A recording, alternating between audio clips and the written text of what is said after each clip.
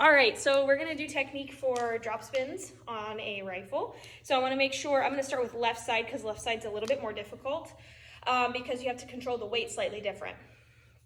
So for my right hand, I'm gonna make sure that I'm flush, which means I can't see any of the end of the butt, okay?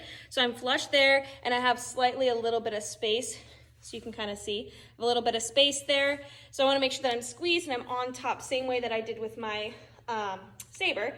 And I also kind of want to give myself a point. There's a little clip here. There's a clip here. Okay, wherever that little clip bolt is, that's kind of where you want to put the outside of your index finger and then let it fall. Okay? Box out both sides.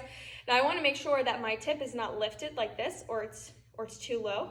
Okay, I want to make sure that it's flat. Okay, so it's parallel to the ground. Okay, which means that my right hand is going to be slightly lower than my left, and I got to double check that in my videos and all the things. Okay. So same thing here. I'm going to start in my first position open, and I'm going to give you 5 and 6 and squeeze. Once again, we squeeze and we push. So my right hand's going to go straight down to my side. I slightly push and a 1. Now you're once again going to spin a little bit different than where you started, same thing with rifle, because the weight is going to want to put you about here where you're spinning, and that's okay. Naturally, that's where you want to go. Okay, so the weight of the rifle is all in the butt, same thing with the saber and the hilt, so you're going to have to spin the left side spin slightly different than the right side. So we have 5 and 6 and squeeze, push, and a 1, up 2, up 3, up 4. So same thing here. I'm going to wait for the weight of the rifle to pull itself around, and I'm squeezing every single time. All I want to see is that your wrist is turning over. Okay, you want to watch those pitch too. You don't want to be spinning in front of you or behind towards your face. You don't want to do that. That's very scary. So you want to make sure that you're pushing and squeezing and keeping this 90-degree angle and squeezing as hard as you can with your thumb pressed is what's going to give you the correct pitch, okay? And then for these stops, we actually are going to do half stops now. So we're going to go 5 or 99, 100, and it's very little, so you have to control this turnover. It's just here, okay? So you want to practice that half stop, pull.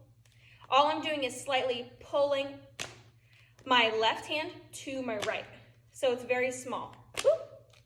And I want to make sure that I'm landing with my right hand inside the neck with my thumb wrapped, and then my left hand on top the same way we start with our sabers, okay? Then you can also practice a full stop, because we might do that one as well, where you go 99, 100, pull, hit, okay? And this is gonna be a full rotation. So instead of a half pulling over, you're gonna pull all the way back around. It's like a single, okay? And you wanna catch, 99, 100, pull, hit. You wanna catch right at your waist with your bolt being completely flat to the ground. All right, so that's left side.